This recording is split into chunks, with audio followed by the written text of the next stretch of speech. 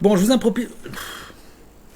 vous improvise une vidéo au sujet de ce que nous venons de voir dans la vidéo précédente relativement au maire et le pouvoir du maire, la déclaration à la mairie. Vous savez, on vient de le voir dans cette vidéo. Je vais vous mettre un lien vers la vidéo précédente. Je viens de la faire, mais on me pose des questions à ce sujet. Donc, je réponds à ces questions. Vous allez voir que c'est assez intéressant parce que il faut remettre les choses dans leur contexte. Et autrefois, on avait des institutions qui étaient quand même bien fichues. Et c'est pour ça que je suis personnellement assez remonté contre tout ce qui se passe et pourquoi je suis aussi à même de vous dire que nous sommes passés en dictature. C'est qu'il y avait précédemment des institutions qui étaient bien faites dans ce pays. Quoi qu'on en pense, c'était quand même pas mal équilibré et il y avait quelque chose qui était assez juste. Et il y avait un grand respect des personnes. Donc quand les gens me disent oui autrefois c'était catastrophique, c'était la dictature, c'était abominable, eh bien je vais leur rappeler un certain nombre d'éléments qui vont permettre aussi de comprendre ce que c'est que l'école à la maison et comment est-ce que ça s'inscrit dans une histoire. Donc je vais le faire assez rapidement, je ne veux pas que ça dure trop longtemps, mais au tout début, quand vous faisiez l'école à la maison, d'abord, l'école à la maison existe depuis bien plus longtemps que l'école, vous le savez, donc on a commencé d'abord par faire l'école à la maison, tout le monde faisait l'école à la maison. Et puis petit à petit, les écoles sont arrivées et on proposait d'instruire, puisque la maman, le papa n'avaient pas forcément le temps, donc c'était un peu plus développé que l'instruction, il faut le dire, à la maison. L'instruction que donnaient les parents n'était pas toujours d'un niveau suffisant pour que l'enfant puisse vraiment se déployer convenablement. C'est pour ça qu'au début, on a créé des écoles qui étaient d'excellentes écoles. Évidemment, je n'ai pas besoin de vous dire que les écoles, depuis le Concile de Mayence, ont été très souvent prodigieusement élevées du point de vue moral, intellectuel et bien sûr du niveau des matières. C'était excellent. Bon, bref, on est arrivé avec la République. Et à partir de là, cette école à la maison a perduré jusqu'au moment où Jules Ferry a fait déclarer l'école obligatoire. Elle existait toujours, l'école à la maison, mais elle devait être désormais, progressivement, elle a été amenée à devoir être déclarée. La déclaration, vous devez vous souvenir qu'elle ne doit avoir lieu en réalité légalement qu'à la mairie. La mairie seule doit être prévenu, selon la loi, de ce que vous faites à l'école à la maison. Il y a une déclaration à faire qui est obligatoire à la mairie, alors qu'elle n'est pas obligatoire à l'académie. Elle est obligatoire à la mairie, et encore, les circonstances de la déclaration ne sont pas très clairement définies, ce qui fait qu'on pourrait penser qu'elle peut recouvrir différents aspects. Par exemple, une simple déclaration orale devrait pouvoir suffire, en principe, puisqu'il n'est pas écrit explicitement que vous ayez à faire une déclaration à la mairie écrite. Il y a pas mal de choses qui ne sont pas écrites. Par exemple, le délai pour faire la déclaration n'est pas indiqué, comme vous le savez. Il y a pas mal de choses qui ne sont pas dites. Le délai, c'est uniquement l'absentéisme, et l'absentéisme n'est pas concerné par la déclaration à la mairie, puisque la déclaration à la mairie, c'est une rescolarisation. Je rescolarise mon enfant à la maison, il quitte son ancienne école, et il est dans une nouvelle école qui sera une école par correspondance. Donc, l'école à la maison. Bon, par correspondance ou pas, d'ailleurs. Donc, c'est une rescolarisation. La maison étant une école, du point de vue légal, et à ce moment-là, je fais une simple déclaration oralement, je la fais au bout d'un mois, 2 mois, j'ai tout à fait le droit, en fait, si on regarde la lettre de la loi.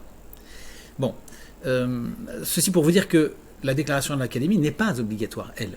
En fait, en réalité, à l'origine des choses, on faisait une déclaration à l'académie, à la mairie. Je vous l'ai dit, la mairie, c'est le maire. Le maire, c'est un magistrat. C'est le premier magistrat de la ville. Il reçoit votre déclaration et la République lui a demandé de transmettre votre déclaration à l'Académie. Pourquoi ? À l'origine, si vous voulez, vous étiez libre, vous disiez au maire, bon, moi je vais faire l'école à la maison.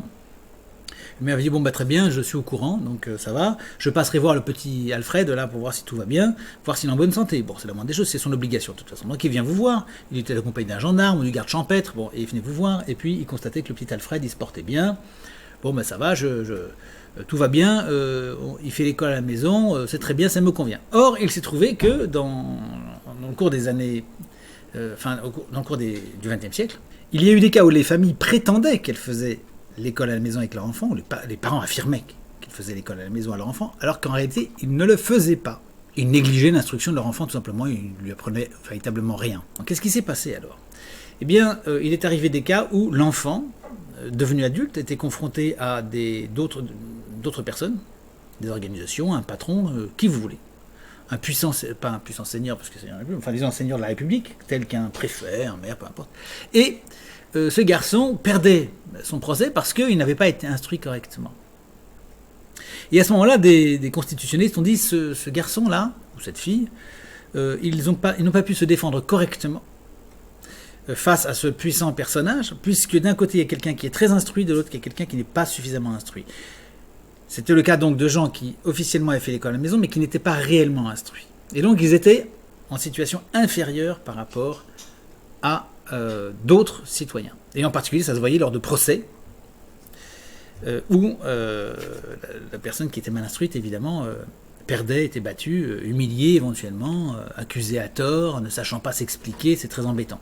Pour la République, si vous voulez, qui avait un idéal d'équité, de justice pour tous, chacun devait pouvoir s'exprimer. C'était indispensable pour que la justice s'exerce, que chacun puisse s'exprimer correctement. Donc, être suffisamment d'instruction. Donc, à ce moment-là, après cette grande réflexion qui a pris du temps, on a fini par dire nous voulons que le maire vérifie qu'il y ait véritablement une instruction.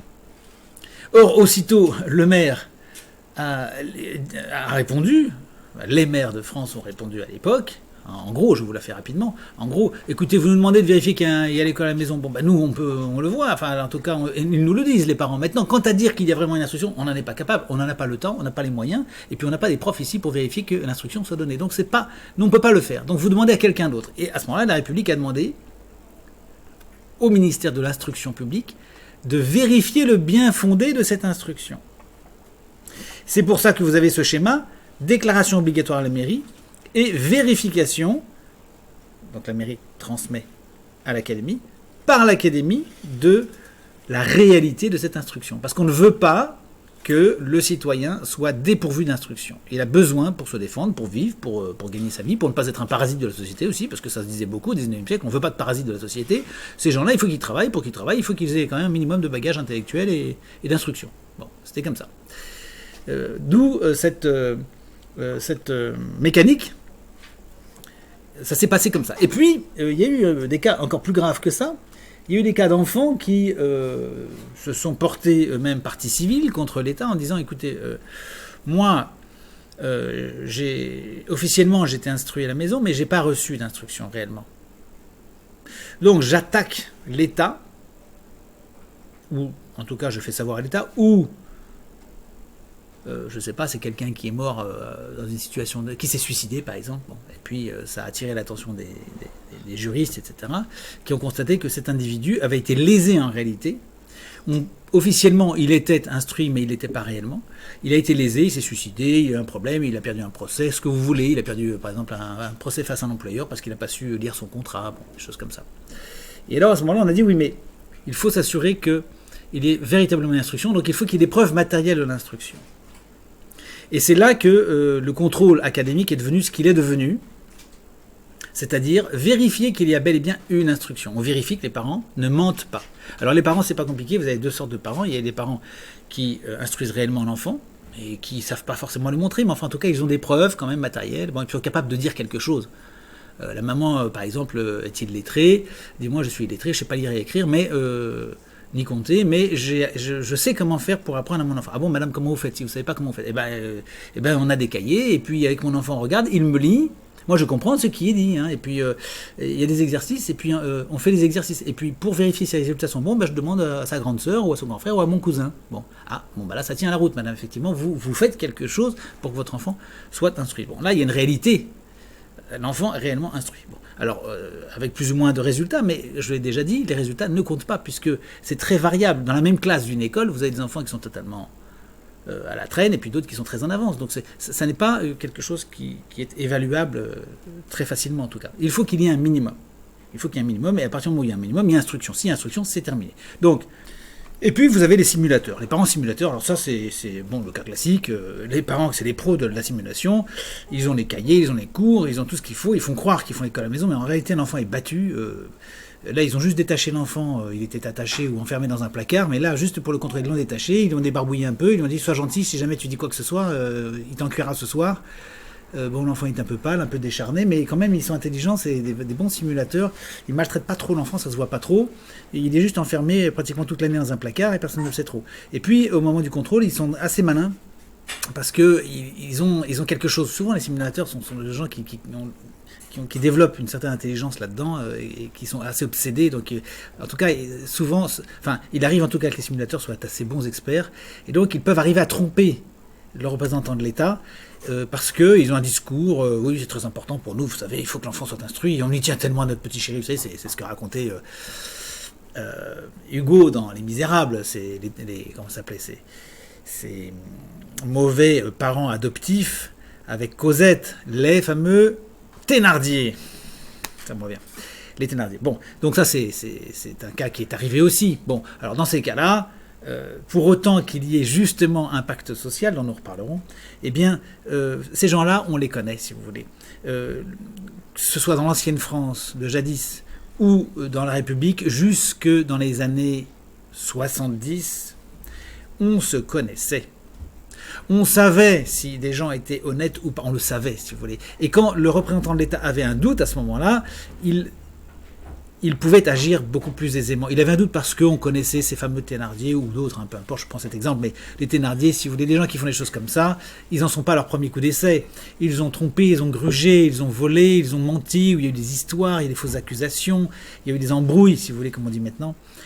Par le passé, les gens, on les connaît, les simulateurs, on les connaît en général. Dans un cadre social qui est assez étoffé, où il y a de la communication, eh bien, on sait que ces gens-là, ils ont provoqué une bagarre l'année dernière sur le marché parce qu'ils ont contesté le prix du kilo de haricots et manifestement, ils ont essayé de voler le marchand. Ils se sont fait livrer du bois et puis ils ont payé que la moitié du prix. On attend toujours après l'argent. Bon, vous voyez, il y a toujours des soupçons qui font que le représentant de l'autorité de l'État est fondé à creuser un peu. Donc il est très rare en fait, dans un ancien système où il y a un vrai pacte social, il est très rare que les simulateurs, les faussaires, puissent s'en tirer, parce qu'on les chope à un moment donné. Il y a quand même...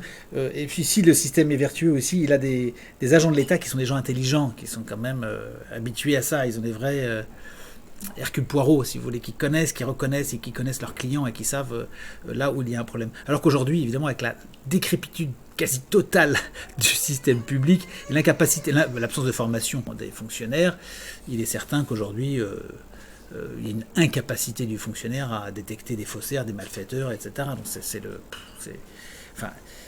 c'est aberrant. Bon. Mais enfin, en tout cas, vous aviez cette capacité-là à déjouer les petits plaisantins ou les mauvais plaisantins qui maltraitaient leurs enfants. Donc on avait quand même un tissu social qui permettait de le faire, ce qui n'est plus le cas, hélas, aujourd'hui. Donc, et bien l'état d'esprit, à l'esprit, que c'est la mairie à laquelle vous faites la déclaration, qui transmet à l'académie en aval, donc, qui lui délègue le pouvoir de faire une vérification plus approfondie sur la qualité de l'instruction. La mairie étant toujours tenue non pas de l'instruction, mais de la salubrité du logement, de la santé mentale des parents, que les enfants ne soient pas battus, etc. D'accord ? Vous avez bien compris ça. Donc, la mairie ne se charge pas de savoir s'il y a une instruction, si vous n'avez pas besoin de présenter vos cahiers et vos devoirs et ce que ce petit a fait en école à la maison, c'est pas la peine, ça l'intéresse pas. Ce qu'elle veut savoir, c'est si vous êtes à même de faire l'école à la maison dans l'intérêt de l'enfant. Quant à l'académie, vous le savez, je le dis assez bien, c'est l'instruction, donc on vérifie que l'instruction ait lieu. Qu'est-ce qu'il faut en retirer de tout ça ? Il faut en retirer que lorsque l'académie exige qu'il y ait une déclaration, vous pouvez lui dire non, il n'y a pas d'obligation à vous déclarer à vous, l'obligation c'est à la mairie. L'histoire le montre très bien, l'histoire de la déclaration d'école à la maison, c'est très très clair. Je préviens le maire qui est le magistrat qui est chargé de ce que les citoyens soient sains et saufs. Donc c'est à lui que je fais la déclaration, et ça c'est tout à fait, à mon avis, c'est tout à fait justifié, enfin ça me paraît difficile d'éviter ça. Puis, la mairie transmet à l'académie, qui forcément est prévenue obligatoirement par la mairie, donc il n'y a pas besoin de lui faire une déclaration. C'est pour ça que je dis souvent, vous n'avez pas besoin de faire une déclaration. Vous n'avez pas besoin de déclarer à l'académie, c'est pas du tout obligatoire. Quand l'académie vous dit, j'ai pas reçu votre déclaration, vous pouvez dire, mais c'est pas obligatoire. Je vais pas vous déclarer.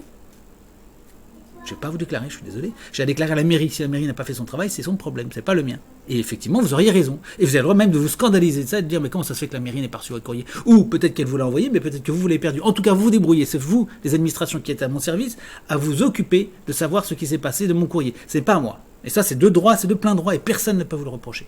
Donc vous avez parfaitement le droit de ne pas déclarer à l'académie. Là où je trouve que les administrations jadis avaient une grande qualité et où le droit était tout de même extrêmement respectable, c'est que autrefois, si jamais la mairie avait le sentiment qu'une famille pouvait abuser son enfant d'une quelconque manière, en lui refusant le droit d'être instruit, en le battant, en faisant des choses que la morale réprouve à son encontre, dans ce cas-là, la mairie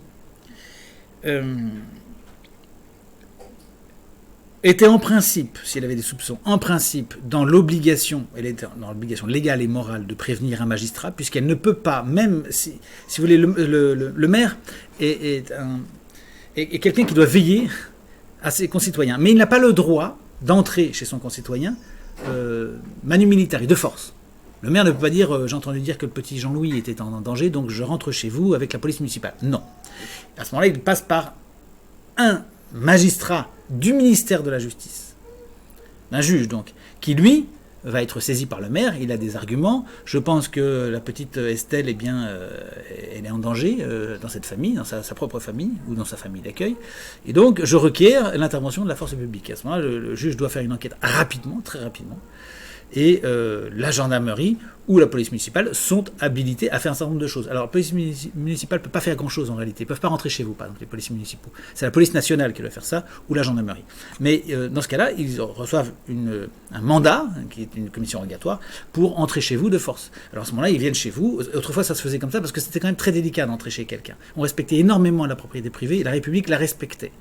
Et ça, c'est dans la tradition de l'ancienne France. Le bien d'autrui était absolument inviolable. On n'avait pas le droit d'entrer chez les gens sans leur autorisation. À l'époque des rois, de tout temps, la propriété privée a été énormément respectée. Donc la République a maintenu ça parce que la population n'a pas estimé normal qu'on puisse rentrer chez soi comme ça, quoi qu'il y ait eu la Révolution où les soldats révolutionnaires entraient dans les maisons, foutaient le feu, violaient madame et assassinaient les enfants. Bon, ça on l'a vu. On l'a vu un peu partout au moment de la Révolution, mais passé ce mauvais passage, la Restauration a rétabli quand même cette vieille considération pour la propriété individuelle. Et donc, le maire ne peut pas rentrer, de la police municipale non plus, donc il faut saisir la force publique, et à ce moment-là, c'est le juge. Le juge envoie des gendarmes, que la préfecture a dûment muni d'une arme de service, au cas où monsieur serait un peu fou et aurait un fusil, il serait prêt à tirer dessus. Il munit également les policiers et les gendarmes d'une boîte de munitions, d'un certain nombre de munitions qui sont consignées, c'est écrit sur le registre. Le gendarme dispose donc de 10 cartouches pour cette intervention spéciale. Bon. Et puis, les gendarmes seront accompagnés d'un huissier qui va constater que l'opération se déroule comme elle va se dérouler. Ce n'est pas à l'huissier à rappeler la loi, il n'a pas à dire vous n'avez pas le droit de faire ci. Non, il est juste là pour noter la manière dont les choses vont se passer. C'est lui qui va faire le relevé de ce qui s'est passé, et donc on verra si ensuite il y a des choses à redire, si les gendarmes se sont mal comportés, s'il y a une fracture, s'ils ont fracturé une porte ou quoi, et bon, ça va être consigné tout ça. Et puis un serrurier qui lui va être habilité, réquisitionné par la force publique. Il est réquisitionné, hein, c'est le juge qui dit monsieur vous êtes un citoyen. Vous allez porter assistance à la République pour agir. Donc vous êtes dans l'obligation de venir avec nous et vous allez ouvrir une porte. Alors il le fait, en général il n'est pas censé être payé, mais autrefois il recevait une toute petite somme d'argent, 5 francs, 3 francs, 2 francs, 20 centimes, bon ça dépend des époques, pour venir ouvrir la porte sous la protection des policiers. Et là, on entrait donc, et on présentait aux citoyens les papiers en disant « Madame, monsieur, j'ai le droit, je suis mandaté par le juge Intel, je rentre chez vous et je veux voir votre fille Estelle, où est-elle ? Notre fille n'est pas là, ah madame, je veux qu'on en soit sûr, je vais vérifier dans toute la maison, je vais la faire fouiller par mes hommes, dit le chef des gendarmes ou des policiers. Et mais non, je vous dis qu'elle n'est pas là, elle est partie. Eh bien madame, on fouille la maison. Et hop, à ce moment-là, vous avez toute l'équipe qui fouille la maison, et puis on retrouve la petite Estelle qui est dans le grenier, qui a attaché un radiateur là-haut, et on la délivre. Et on la confie à l'assistance publique, puisque cet enfant est en danger de mort avec ses parents-là. Bon, ça c'était le schéma autrefois. C'était parfois extrêmement douloureux, et il s'est trouvé justement.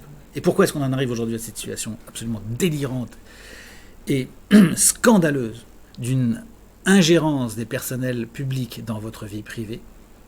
Eh bien c'est parce qu'il y a eu des cas où on a été tellement respectueux de la vie privée que, et vous le savez, il y a eu des affaires retentissantes où des enfants ont été en danger et ont été abusés, notamment sexuellement, assassinés, etc. Et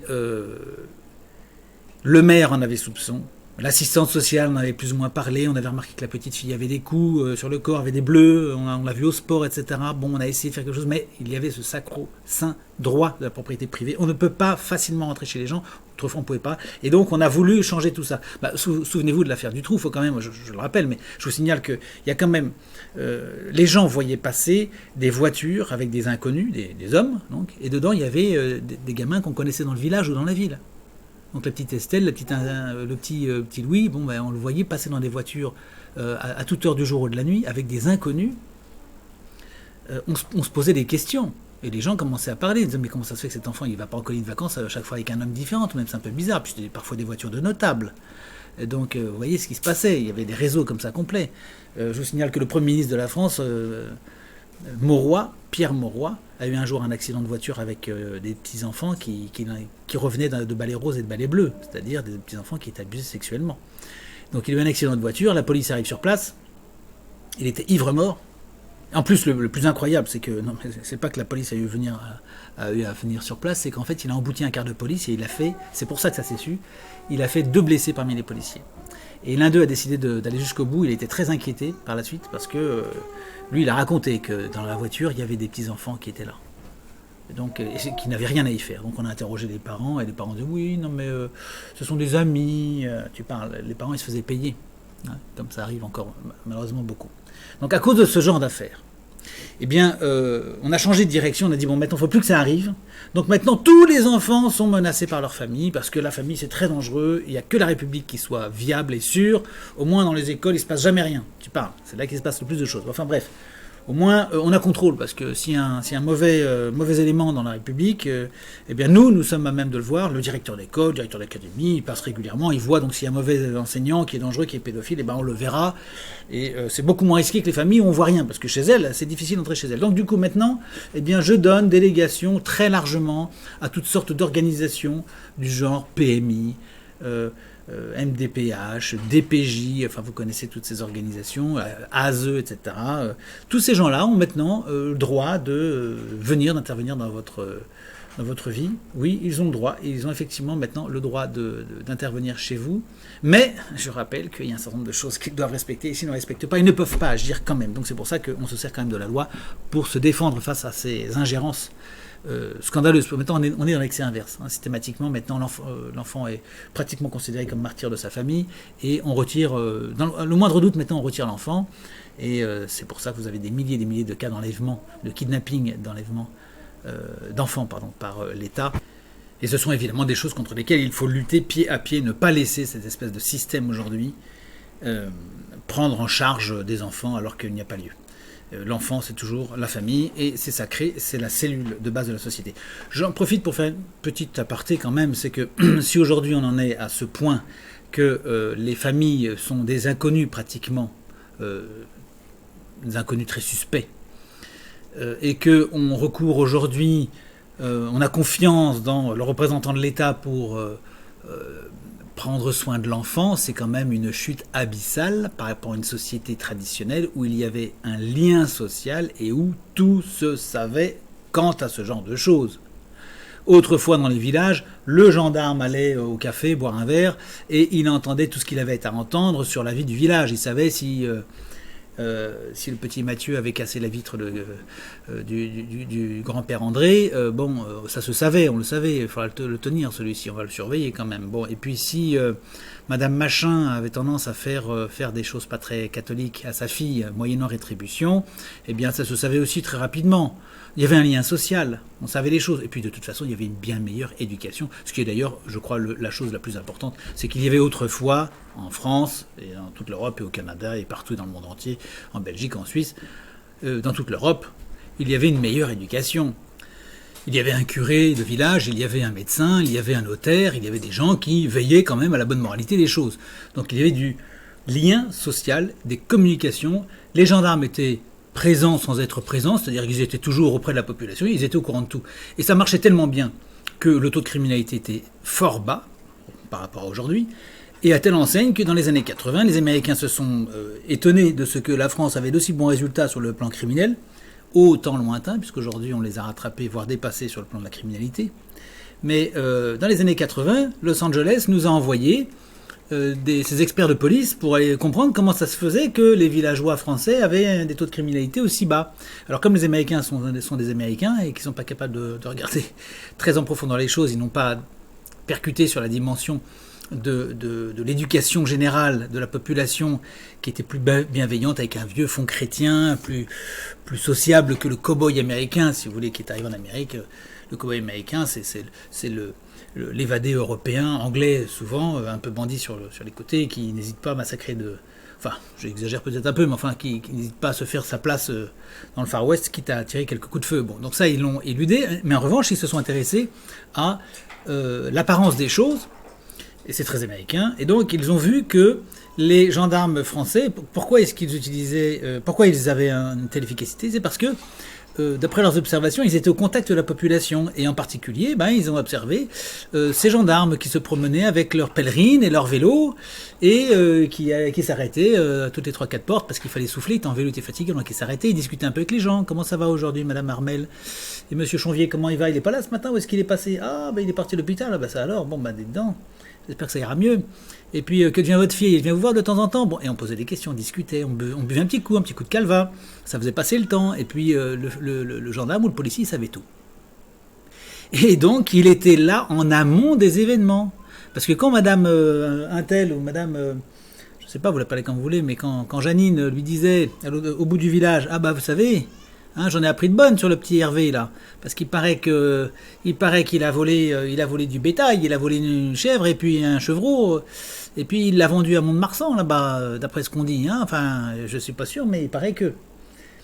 Bon, qu'est-ce qui se passait? Le gendarme, il faisait sa petite enquête, il regardait, puis on allait voir le bonhomme.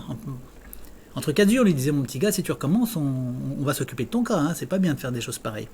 Et donc on intervenait en amont d'une délinquance possible.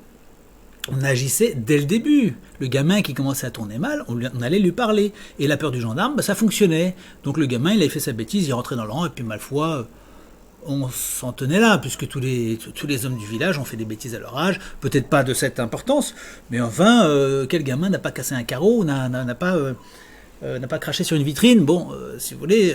et ça, c'était la vie, si vous voulez. Les gendarmes avait cette espèce d'efficacité incroyable d'être là, présent à l'amont des choses, pouvant aller discuter avec les parents pour dire votre gamin, attention, il tourne mal, ou votre petite gamine, attention, parce que je trouve qu'elle rôde un petit peu trop dans tel quartier, il faudrait qu'elle soit rentrée à la maison un peu plus tôt, ce serait quand même un peu mieux. Et ceci a été l'efficacité extrême d'un système qui était extrêmement préventif. Donc les Américains ont voulu faire pareil. Alors qu'est-ce qu'ils ont fait? Les Américains, comme ils ont vu l'apparence des choses, ils ont doté les pauvres policiers de Los Angeles, qui déjà crèvent de chaud, de pèlerines, figurez-vous, donc ça a duré quelques semaines, et puis après ils les ont enlevés parce qu'ils en avaient ras-le-bol, et puis de vélos. Ça, ils les ont gardés, les vélos. Et donc, ils ont fait la police de proximité. C'était un grand débat aussi en France. On a beaucoup parlé de ça. Les socialistes ont voulu miser sur la police de proximité, mais seulement ils ont fait une police de proximité bisounours, et ça a donné ce que ça a donné. C'est-à-dire, en fait, les gangsters leur rient au nez, et les gendarmes ou les policiers avec leurs vélos, ils peuvent pas aller très loin, évidemment. Quand on a dépassé un certain stade, ça n'a plus lieu d'être. Si au bout d'un moment, c'est plus des vélos qu'il faut. Quand on a laissé faire les choses, et quand on a proclamé l'avènement de la liberté, de l'individualisme, etc., et de tout ce qu'on veut, c'était mai 81, on passait soi-disant de l'obscurité à la lumière, on est passé à la lumière, on l'a vu la lumière, les gens faisaient tout ce qu'ils voulaient, c'était la libération de tout et de tous, et on a sorti des gens de prison, etc. Donc le gangstérisme s'est installé dans la société. À ce moment-là, les vélos, ça marche plus, si vous voulez. Là, maintenant, il faut passer à un stade où c'est les CRS qui systématiquement vont essayer de contenir tout un quartier, parce que non, c'est des quartiers entiers, c'est des villes entières qui sont passées à la délinquance. Bref, en tout cas, petite illustration pour dire qu'à une époque, les Américains sont intéressés à cette efficacité de terrain qui est celle d'un système où l'éducation est prioritaire et travaille en amont des événements de façon à stabiliser la société et assurer le pacte social.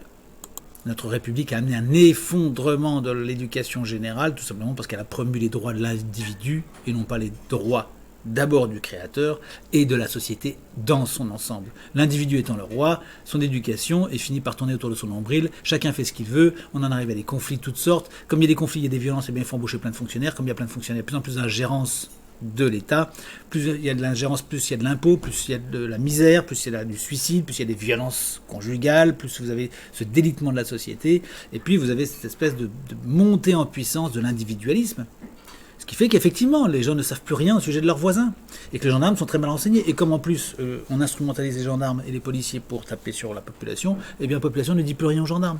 Ce qui fait que, ni aux policiers, ce qui fait que maintenant ils ne savent plus rien et ils suspectent tout. Ne sachant plus rien, ils suspectent tout. Donc on en arrive à sans arrêt faire appel de plus en plus à des organisations publiques qui se multiplient. On crée tous les jours de nouvelles organisations pour plus surveiller, plus contrôler, pour essayer d'entrer chez les gens et pour s'assurer soi-disant de la santé des gens. En réalité, on est davantage dans le contrôle dictatorial et totalitaire que dans la sauvegarde de l'individu. Il faudrait bazarder tout ça et revenir à une éducation de base. Et cette éducation, il faudra, je pense, revenir à une éducation qui est une éducation forte, en passant dès le départ, en tout cas, en passant au départ en tout cas, par suffisamment de contraintes vis-à-vis des gens qui sont récalcitrants et qui sont dangereux pour leurs proches, pour leurs enfants, etc. Moi je crois qu'il ne faudra pas hésiter à rétablir une éducation qui soit bien délimitée, bien définie et refusant cette espèce de glissade vers le tout État. C'est pas aujourd'hui, c'est les gens ils vous disent oui, j'ai battu mon enfant, je l'ai battu à mort, je l'ai mis dans le frigo parce que je croyais qu'on avait le droit et puis je pensais qu'on était libre. Vous entendez des trucs dans les tribunaux, c'est de la folie, il n'y a plus d'éducation. Alors, comme on arrive à ça, on est obligé de multiplier les garde-fous. Vous multipliez les garde-fous, vous multipliez la présence de l'État, vous multipliez la présence de l'État, vous multipliez les impôts, vous le savez très bien. Et donc, vous avez cette décroissance, cette dégénérescence de l'État général et des revenus des particuliers, du lien social profond, du pacte social qu'il y avait autrefois dans les sociétés.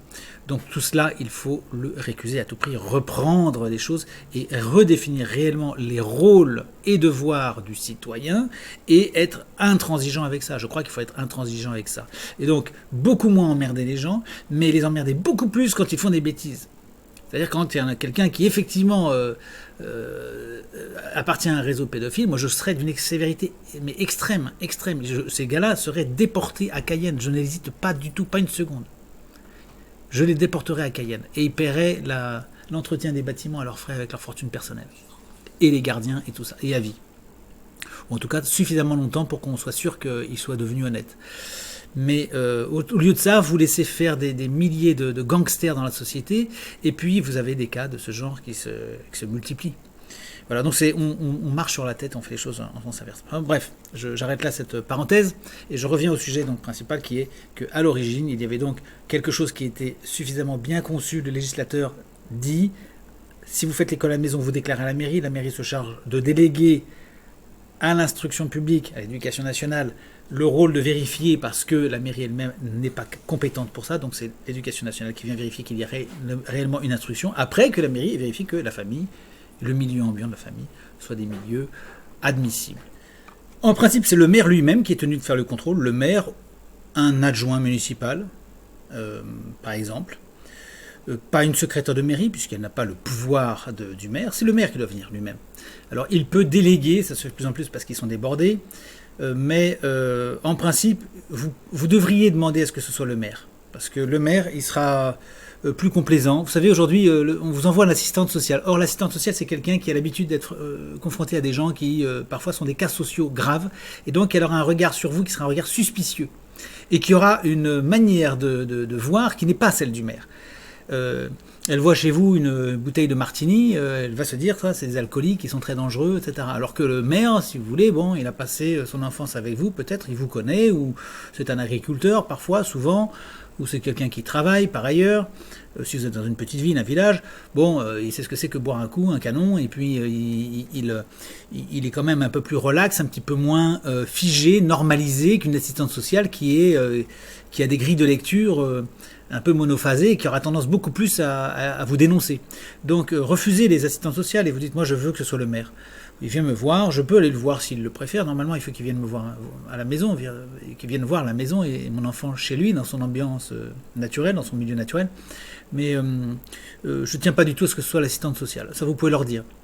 Je le refuse. Vous pouvez, à la rigueur, vous pouvez même le refuser. Vous dites je ne veux pas que ce soit l'assistante sociale parce que c'est aux citoyens maires que je fais appel. Je fais appel au magistrat de ma ville. Moi, je considère que c'est mon chef naturel. Alors, si elle serait content que vous lui disiez ça. L'assistante sociale, la PMI, etc., j'en veux pas. Ça n'est pas le maire, tout simplement. Ça n'est pas le maire, donc je vois pas pourquoi pas le garagiste à cette enseigne. Le maire pourrait parfaitement demander au garagiste de venir vous voir. Il peut lui donner un mandat aussi, hein.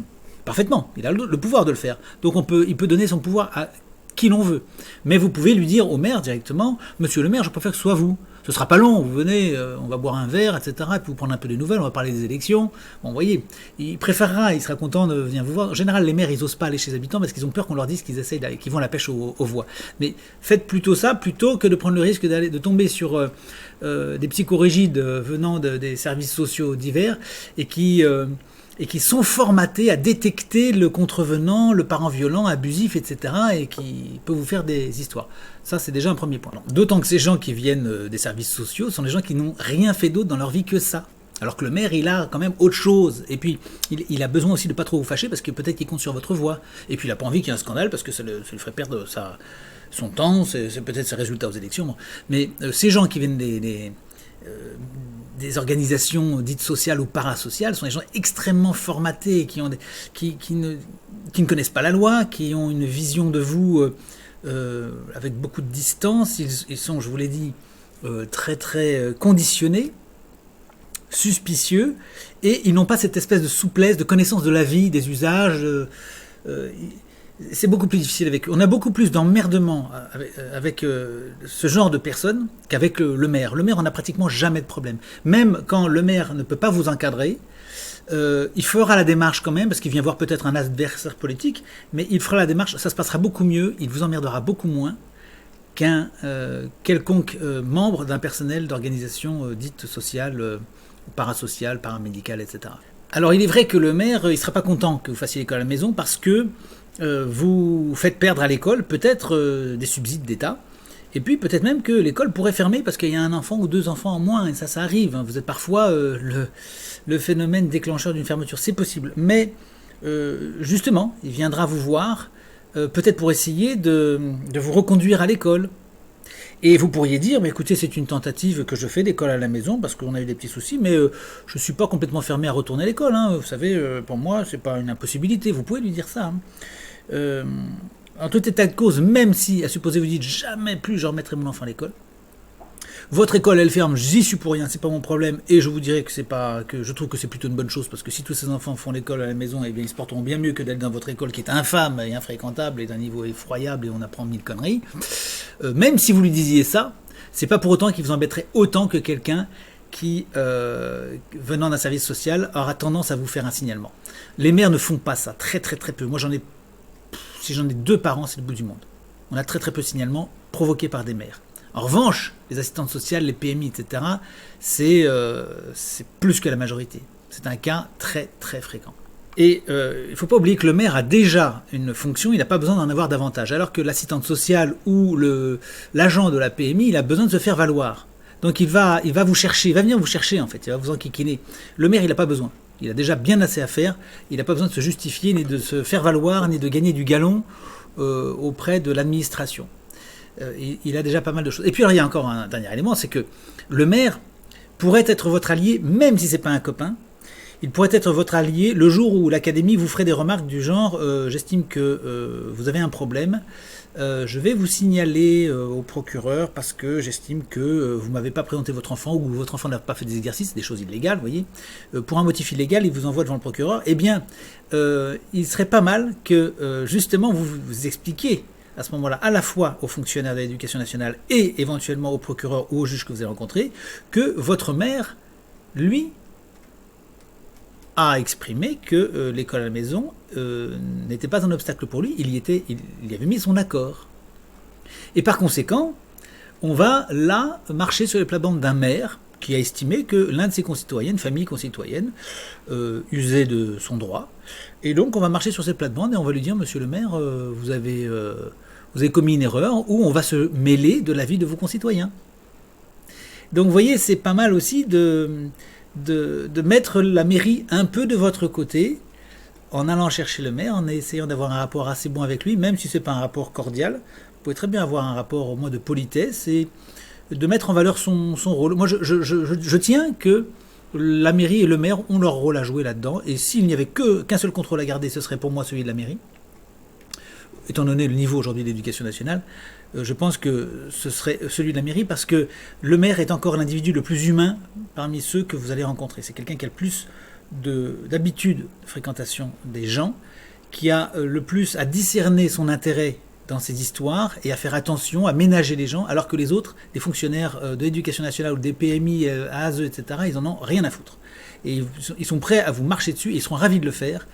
Et ils auront même une prime s'ils dénoncent une famille et que cette famille se voit enlever un enfant. Ils seront plutôt félicités.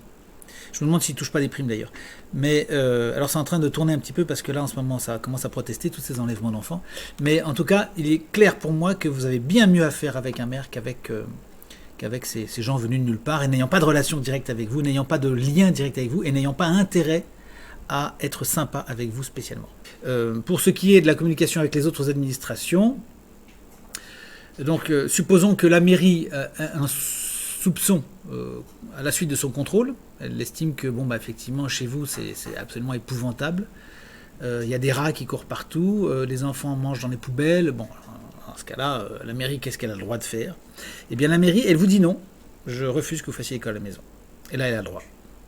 Elle dit non, elle dit cet enfant est en danger, donc je refuse. Et là, vous pouvez rien faire, et honnêtement, on ne peut rien faire. Parce que la mairie a effectivement une voix prépondérante. Alors, je vous ai dans la vidéo précédente, d'ailleurs, je me disperse un peu, je suis désolé, parce que les choses viennent au fur et à mesure comme ça. Mais donc, la mairie, je vous dis dans la vidéo précédente, pourrait être un moyen pour la République de détruire l'école à la maison, mais il y a pas mal de recours. Et en particulier, il y en a un qui est très intéressant, à mon avis, qui est très parlant. C'est qu'une mairie disant non à l'école à la maison d'une famille, il faudrait qu'elle le fasse comme toutes les autres mairies, de la même manière, sur le même ton. Parce que vous ne pourriez pas dire une mairie comme Lyon, par exemple, ne pourrait pas refuser toute l'école à la maison, par exemple, alors qu'à Lille, le maire, lui, l'autorise. Donc le problème du maire, c'est que les autres maires ne font pas comme lui. Et donc, dans ce cas-là, il est coincé. Il peut très difficilement prendre des mesures contre sa population si, dans la mairie d'à côté ou plus loin, dans une mairie équivalente, on ne prend pas les mêmes mesures. C'est pour ça que ce serait quand même assez compliqué pour la République d'agir contre la République, contre l'école à la maison en ce sens. Il faudrait qu'il y ait toute une génération de maires qui appartiennent tous au même parti, qui aient tous la même envie de... C'est un peu le cas de En Marche, vous me direz. Bon. C'était déjà le cas avec les socialistes avant, hein, qui tenaient pratiquement... qui tenaient la majorité des villes, tous les conseils généraux, toutes les régions, pratiquement tous les conseils généraux, toutes les régions, le Parlement, c'est-à-dire l'Assemblée nationale, le Sénat, les ministères, la présidence de la République. Bon, ils avaient pratiquement pouvoir total. Eh bien, même là, ils n'ont pas réussi à faire grand-chose parce que vous avez toujours des disparités et des gens qui résistent. Et vous avez toujours le coup du maire qui a envie de se distinguer par rapport aux autres pour être réélu et pour être célèbre et qui va faire exactement le contraire de l'ordre qu'on va lui donner. Donc c'est toujours vous savez, le grain de sable qu'il y a dans toute machine. Mais donc pour que la République instrumentalise les mairies afin de détruire l'école à la maison en disant « je pense que cet enfant est en danger », un argument de fond, ce serait un peu compliqué parce qu'il faudrait que toutes les mairies le fassent et que quand même ce danger soit avéré, au moins que ça ait les apparences que cet enfant soit réellement en danger, parce qu'on ne peut pas dire à je sais pas, 100 000 personnes vous êtes très dangereux pour votre enfant, sans qu'il y ait quand même des éléments. S'il n'y a rien du tout derrière, si c'est bidon, ça défrayerait la chronique, et puis il y a les notations internationales, etc. Donc c'est quand même, si vous voulez, la République ne tourne plus en vase clos depuis très longtemps, c'est l'Europe, c'est le monde entier, les choses se savent quand même assez vite, donc c'est très difficile aujourd'hui de détruire l'école à la maison. Il faudra des lois successives, il faudra surtout de la communication, il faut faire peur aux gens, c'est ce qu'ils font d'ailleurs très bien, ils le font très bien, ils font peur aux gens, ça marche, les gens croient que l'école à la maison est très limitée, alors qu'en réalité, elle ne l'est pas tant que ça, en fait, par les textes, c'est purement c'est de la communication, on fait croire que les lois sont très répressives, alors que ce n'est pas le cas, en fait. Il suffit de les connaître un peu pour arriver à faire les choses de manière assez confortable.